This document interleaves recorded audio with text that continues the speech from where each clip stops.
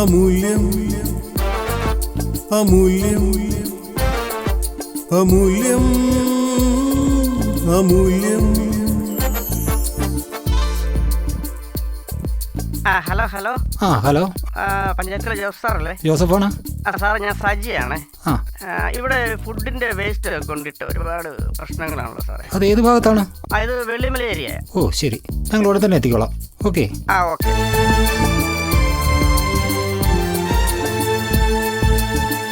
എല്ലാരും അത്താഴം കഴിക്കാൻ പാ.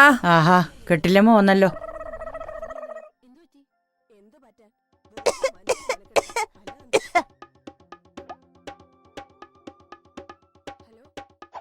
ഇവിടെ എപ്പോഴും ഫോണിലാണല്ലോ. എല്ലാം കണക്കാ.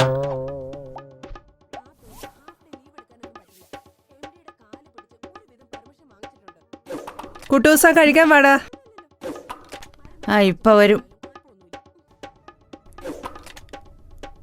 ചായനിപ്പ കഴിക്കുന്നില്ലേ? എടുത്തു വരാം.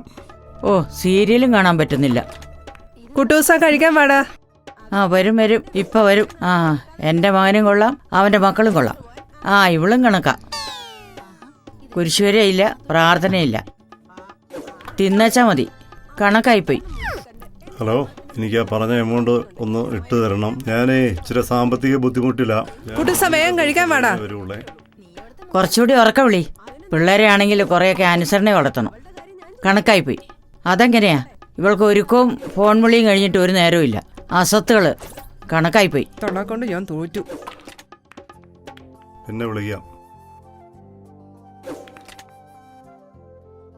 കുട്ടൂസ വന്നേടാ. നീ അവിടെ എന്നെ അടുത്തോണ്ടിരിക്കുവാടാ. കുട്ടൂസ ഇങ്ങോട്ട് വന്നാടാ. എന്നെ അങ്ങോട്ട് വരുത്തല്ലേ. ഓടി വാ. നീ ഇപ്പൊ അങ്ങ് പോയാ വലിയ ഗെയിമോ. ശരി, അങ്ങോട്ട് കേറിയിരിക്കടാ.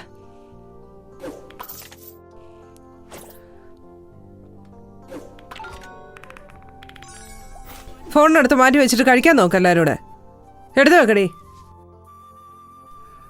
അപ്പായി കഴിക്കുമ്പോ ഫോൺ എടുക്കുന്നുണ്ടല്ലോ. അമ്മയും നോക്കാറുണ്ടല്ലോ. മിണ്ടാതിരിക്കടി. കണ്ടോ, കണക്കായിപ്പോയി. അങ്ങനെ തന്നെ വേണം.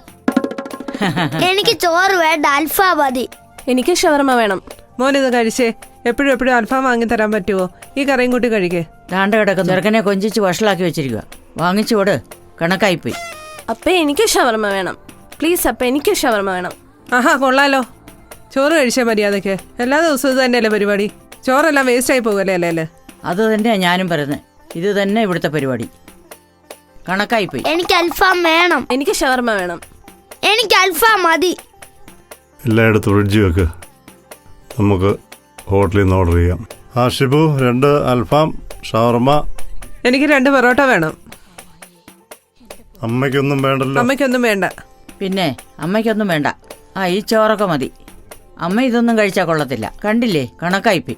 ഭക്ഷണം കളയാൻ ഒരു മടിയില്ല. എൻ്റെ മോൻ കഷ്ടപ്പെട്ടുണ്ടാക്കുന്ന പൈസയാ ഇങ്ങനെ കളയുക. ഈ വേസ്റ്റ് രാവിലെ കൊണ്ട് കളയണേ.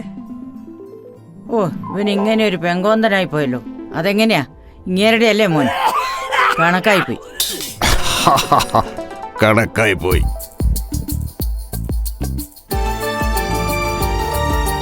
വഴിയരികിൽ മാലിന്യം വലിച്ചെറിയുന്നോരെ, വഴിയരികിൽ മാലിന്യം വലിച്ചെറിയുന്നോരെ, നിങ്ങൾ നമ്മുടെ ആരോഗ്യത്തിന് വില കൊടുക്കുന്നില്ലേ? നിങ്ങൾ നമ്മുടെ ആരോഗ്യത്തിന് വില കൊടുക്കുന്നില്ലേ? അരുത് അരുതരുത് അരുതരുതേ അരുതരുത് അരുത് അരുതരുത് അരുതരുതേ അരുതരുതേ.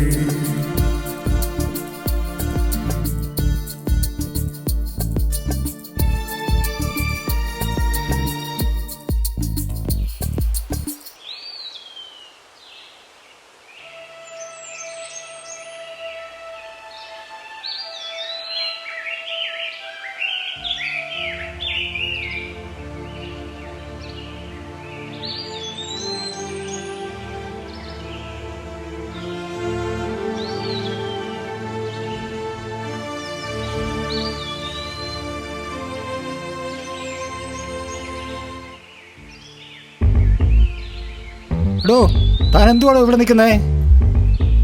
താനാണ് ഇവിടെ വേഷമില്ലായിരുന്നേ? വിശന്നിട്ടാണ് സാറേ. ഇത് കണ്ടോ, ഞാൻ ഇവിടെ വേസ്റ്റ് ഇടാറില്ല. ഇയാളൊരു പാവമാണെന്ന് തോന്നുന്നു സാറേ. എനിക്കും തോന്നുന്നു. അപ്പോൾ ഇവിടെ ആരോടെ വേസ്റ്റ് ഒക്കെ ഇടുന്നത്? വിശക്കുന്നുണ്ട്, അതുകൊണ്ട് എടുത്തതാണ് സാർ. വേസ്റ്റ് ഇടുന്നവരെ എനിക്കറിയാം സാർ. കാണിച്ചു തരാമോ? ആളറിയാവോ? അറിയാം. ഓക്കെ. സാറേ അടുത്ത ഹോട്ടലിലേക്ക്. സാറേ, സണ്ണി എന്ന് പറയുന്ന ആളാ. ഈ വളവ് തിരിഞ്ഞ് 3ാമത്തെ വീടായല്ലേ. ഓക്കെ, ശരി, ഞങ്ങൾ പോകോളാം. എന്നാൽ ഇവിടെ ഇറങ്ങിക്കോ. താങ്ക്സ് കേട്ടോ. ശരി സാറേ. അമ്മേ, ഞാൻ ക്രിക്കറ്റ് കളിക്കാൻ പോവാ. ഇപ്പൊ പോകണ്ടടാ, അവിടെ എന്ത് പഠിക്കടാ.